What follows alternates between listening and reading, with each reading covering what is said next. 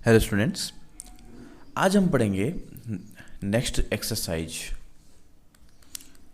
Pair of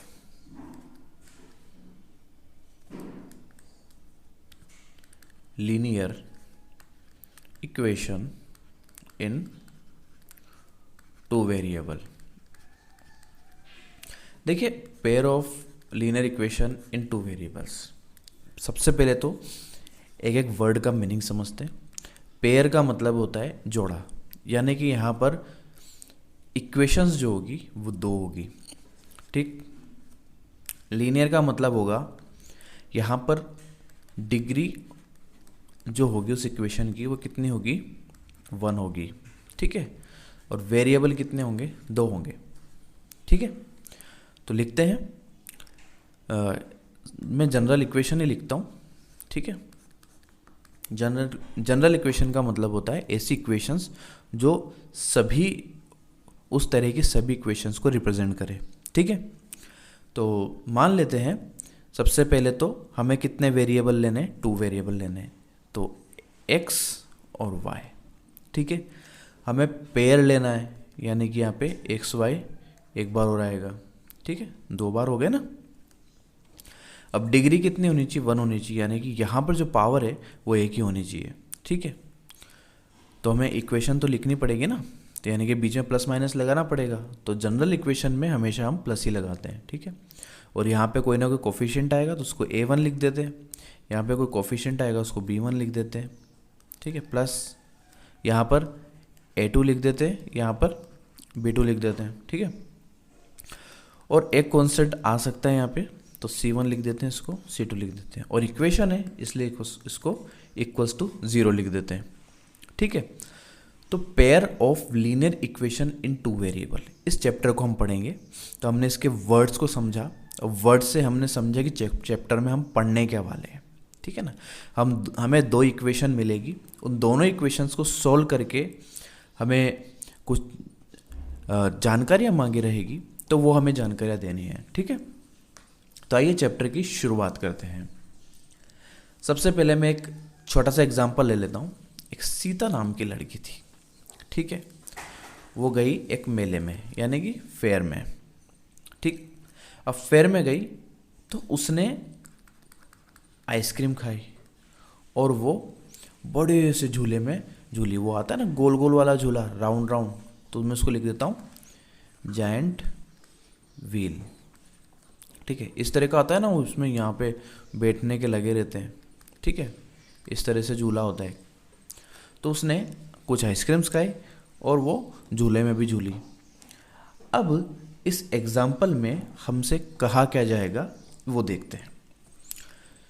ice cream की cost है वो है 4 रुपये, और झूले की कॉस्ट है वो है 3 रुपये। हालांकि ऐसा होता नहीं है, मगर मान लेते हैं कि आइसक्रीम उसे 4 रुपये की और झूले की कॉस्ट उससे कितनी पड़ी, 3 रुपये की। अब इस एग्जाम्पल में हमें ये कहा गया है कि जितनी उसने आइसक्रीम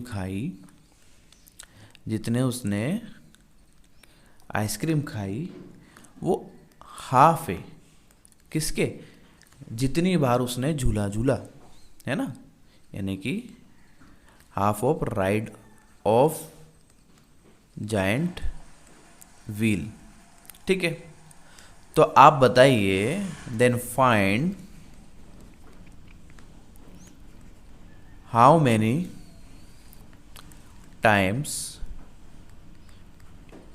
शी राइड, है ना। मतलब उसने कितनी बार झूला झूला, आपको ये पता करना है। तो ये तो हमारे पास में एक एग्जाम्पल है। तो आप देखेंगे एग्जाम्पल में क्या कहा गया है कि सीता नाम की लड़की थी, उसने एक मेले में गई, उसने कुछ आइसक्रीम खाई और कुछ बार वो झूले में झूली, ठीक है। और जो आइसक्रीम खाई उसने वो आधी ही खाई जितनी बार वो झूला झूली, ठीक है। तो अब इसको, ये तो हमें जो मिला है ये तो इंग्लिश लैंग्वेज में मिला है ना, तो इसे हम मैथमेटिक्स में चेंज करते हैं। तो देखिए, हम आइसक्रीम को मान लेते हैं x, ठीक है, या इसको झूले को मान लेते हैं क्योंकि झूले से कंपेयर किया हुआ है ना। तो सबसे पहले हम जायंट व्हील को मान लेते हैं x, किसी को भी मान सकते हैं कुछ भी, ठीक है ना, और आइसक्रीम को मान लेते हैं y, ठीक है। तो पहली इक्वेशन मेरे पास में क्या हो जाएगी कि y equals to 1/2x, understand.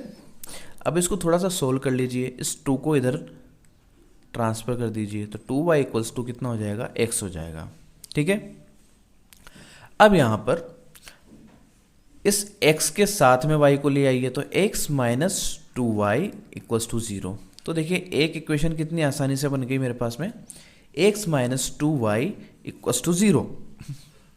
मतलब उसने जितनी बार झूला झूला, अगर उसको जितनी बार आइसक्रीम खाई उसको दुगना करके माइनस किया जाए तो 0 आएगा, ठीक है।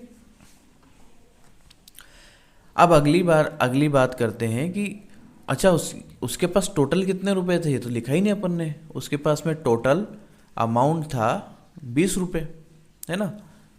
तो देखिए उसके पास में 20 रुपये थे, झूले की कॉस्ट कितनी थी, 3 रुपये। तो झूले की कॉस्ट तो 3 रुपये थी और 4 रुपये आइसक्रीम की थी, टोटल मिला के उसने 20 रुपये खर्च किए, ठीक है। क्या कहा, 3 रुपये की तो उसने आइसक्रीम खाई, 3 रुपये के तो उसने झूला झूला और 4 रुपये की उसने आइसक्रीम खाई, ठीक है। और जितनी भी बार झूला झूला या आइसक्रीम खाई टोटल मिला के उसने कितने, 20 रुपये खर्च किए, ठीक है। तो आपको इस तरह से इक्वेशन बनानी होगी। तो इक्वेशन नंबर 1 ये हो गई। इक्वेशन नंबर 2 हमारे पास में क्या मिली थी, x minus 2y equals to 0।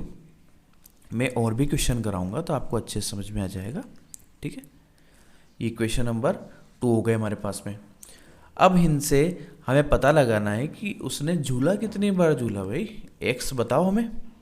तो देखिए x कैसे बताएंगे, तो इसके लिए हमारे पास में बहुत सारे मेथड होते हैं, ठीक, बहुत सारे मेथड होते हैं।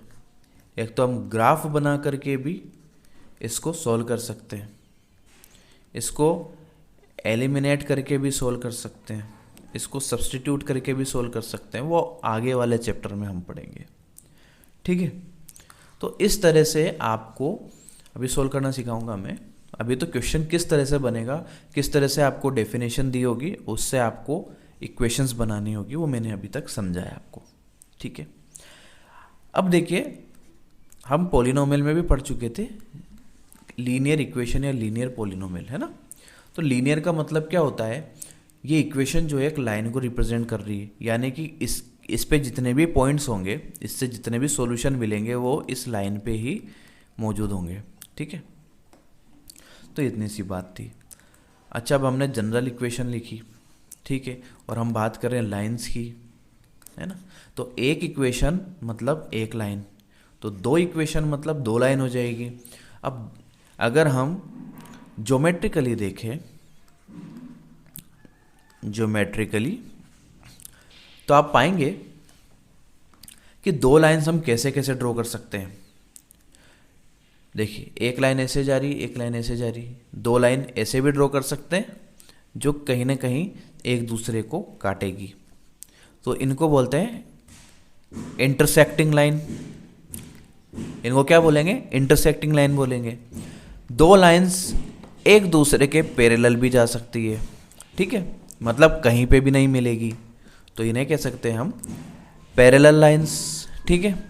और दोनों लाइन एक दूसरे के ऊपर भी तो जा सकती है, ठीक है, दोनों लाइन एक दूसरे के ऊपर भी जा सकती है, यानी कि एक के ऊपर दूसरी लाइन जा रही है, ऐसे भी जा सकती है, तो इन्हें कहते हैं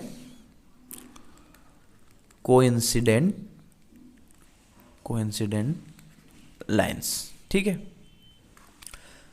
अब ये तीनों टाइप की लाइंस जो होती है वो अपन ग्राफ में तो देख लेंगे, मगर इन इक्वेशन से कैसे पता लगाएं।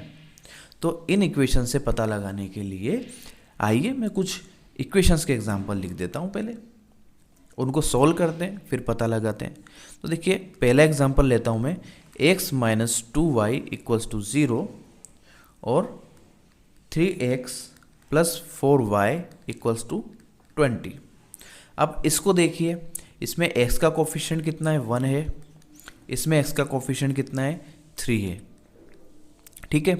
इसमें y का कोफिशिएंट कितना है, -2 है, इसमें y का कोफिशिएंट कितना है, 4 है, और इसमें ये जो हमें कांस्टेंट दिया हुआ है ये तो 0 है ना, तो इसमें 0, अच्छा इनके इक्वल भी लगा दो, और यहाँ पर कितना हो जाएगा, ये 20 इधर जाएगा तो -20।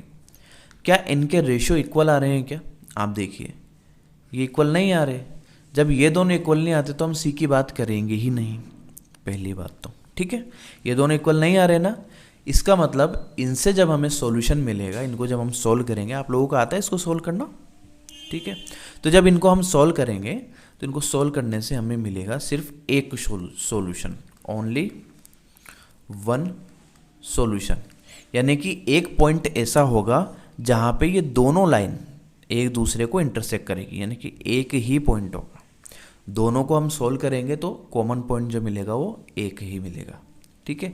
तो इसको हम बोलते हैं यूनिक सॉल्यूशन, यानी कि इस सॉल्यूशन के अलावा दूसरा कोई सॉल्यूशन इन इक्वेशन के लिए नहीं होगा। आई थिंक आप लोगों को ये बात समझ में आ चुकी होगी, ठीक है। तो देखिए इन इक्वेशन को देख के हमने क्या किया, इनके रेशो लिखे और उनको देखा वो रेशो आपस में बराबर नहीं है, तो हमने कहा कि यूनिक सॉल्यूशन है। यूनिक सॉल्यूशन है इसका मतलब हमें ग्राफ में कैसी लाइन मिलेगी। तो देखिए ये इक्वेशंस कितनी पावरफुल होती है, इनके थ्रू हमने बिना ग्राफ बनाए बता दिया है कि दोनों लाइन एक दूसरे को सिर्फ एक बिंदु पे काटेगी, ठीक है, एक पॉइंट पर काटेगी। अब दूसरी इक्वेशन लेते हैं, मान लेते हैं x + 2y = 4 और 2x + 4y = 12। ये दो एग्जाम्पल लिए मैंने, ठीक है। अब इनसे क्या करेंगे हम, इनसे आप बनाइए रेशो। तो x का कोफिशिएंट कितना है, 1, x का कोफिशिएंट कितना है, 2, यहाँ पे y का कोफिशिएंट कितना है, 2, और यहाँ पे y का कोफिशिएंट कितना है, 4, ठीक है। और यहाँ पे देखिए c कितना है, -4, और ये 12 इधर जाएगा तो -12, ठीक है। क्या ये बराबर आ रहे हैं? अब देखिए इसको मैं काट करके 2 दूनी 4, 1/2 लिख सकता हूँ, यानी कि ये 1/2, 1/2, 1/2, और यहाँ पे हो जाएगा 1/3। ये दोनों तो कैंसिल आउट हो जाएंगे और ये से ये कैंसिल हो जाएगा 3 टाइम्स, ठीक है। तो ये दोनों तो इक्वल आ रहे हैं, ये इक्वल नहीं आ रहा है, ठीक है। तो इसका मतलब होता है कि हमें जो यहाँ पे लाइन मिलेगी वो पैरेलल लाइंस मिलेगी, मतलब कोई भी पॉइंट मिलेगा ही नहीं। तो यहाँ पे हम बोलेंगे नो सॉल्यूशन, मतलब अब ये दोनों टकरा ही नहीं एक दूसरे से, तो हमें सॉल्यूशन कहाँ मिलेगा, ग्राफ में नहीं मिलेगा ना, तो वो क्या हो जाएगी, पैरेलल लाइंस, ठीक है। ये मैं आपको ग्राफ में बना कर बताऊँगा, आप टेंशन ना लें, अभी तो मैं जो समझा रहा हूँ वो समझे, ठीक है। तो इसको क्या बोलेंगे, नो सॉल्यूशन बोलेंगे, ठीक है। अगला एग्जाम्पल लेते हैं, question example number 3, 2x + 3y = 9, ठीक है, और 4x + 6y = 18। अब इनके कोफिशिएंट का कंपैरिजन कीजिए। तो देखिए 2/4 हो जाएगा यहाँ से, = 3/6 हो जाएगा, = 9/18 हो जाएगा, है ना। यहाँ पे मैंने माइनस नहीं लगाया क्योंकि ये दोनों इक्वल में है ना, तो माइनस माइनस तो कट जाएगा ना, ठीक है। ये 3 है ना, तो देखिए कि जब इसको इससे काटेंगे तो 2 बार कटा, इसको इससे काटेंगे तो 2 बार कटा, इसको इससे काटेंगे तो 2 बार कटा, ठीक है। यानी कि 1/2 = 1/2 = 1/2, यानी कि इनका रेशो इक्वल आ गया, तीनों ही इक्वल आ गए, ठीक है। तो हम यहाँ बोलेंगे infinite solution, infinitely many solution. अब कैसे होगा ये, ग्राफ में अगर हम इसको समझें तो ये लाइन जा रही है और इसी के ऊपर एक और लाइन जा रही है, तभी तो ये सभी बिंदुओं पे काटेगी, यानी कि यहाँ पे भी सॉल्यूशन मिलेगा, यहाँ पे भी मिलेगा, यहाँ यहाँ यहाँ यहाँ, ऐसे हमें हर पॉइंट पर इसका सॉल्यूशन मिलेगा। ठीक है, यहाँ पर ये 2 लाइन से 1 लाइन नहीं है। ठीक है, अब इसको हम समझते हैं बिल्कुल शॉर्ट में। हमारे पास में 2 इक्वेशंस है, a1x plus b1y plus c1 equals to 0, a2x plus b2y plus c2 equals to 0। हमने जब इसके 3 केस देखे, जब a1 upon a2 is not equals to b1 upon b2, है ना, इसके कोफिशिएंट और इसके कोफिशिएंट का रेशो बराबर नहीं आया था, तो हमने बोला था यूनिक सॉल्यूशन। ठीक है, जब a1 अपॉन a2 बराबर b1 अपॉन b2 तो आया था और c1 अपॉन c2 नहीं आया था, तो हमने बोला था नो सॉल्यूशन। ठीक है, और a1 upon a2 equals to b1 upon b2 equals to c1 upon c2, जब तीनों बराबर आए थे, हमने बोला था इनफाइनाइटली मैनी सॉल्यूशन। इनमें ग्राफ कैसे बने थे?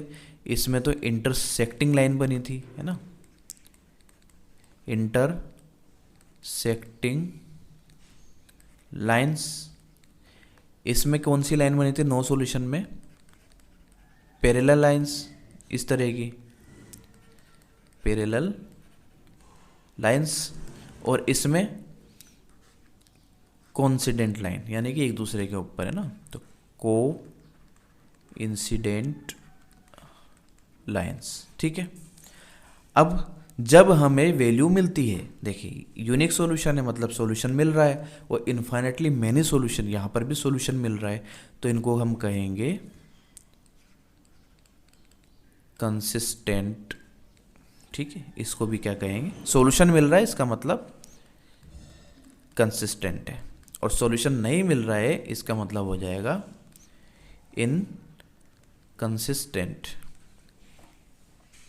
तो बेसिकली ये आपका इस पूरे चैप्टर का क्या है? कंसेप्ट है। क्या है? इस चैप्टर का कंसेप्ट है। अगर ये आपको समझ में आ गया, इसका मतलब पूरा सॉल्यूशन आपको समझ में आ चुका है। ठीक है, तो इस कंसेप्ट को हम यहीं पर ब्रेक करते हैं, और अगली एक्सरसाइज में करेंगे हम इसकी एक्सरसाइज 3.1। Okay, thank you.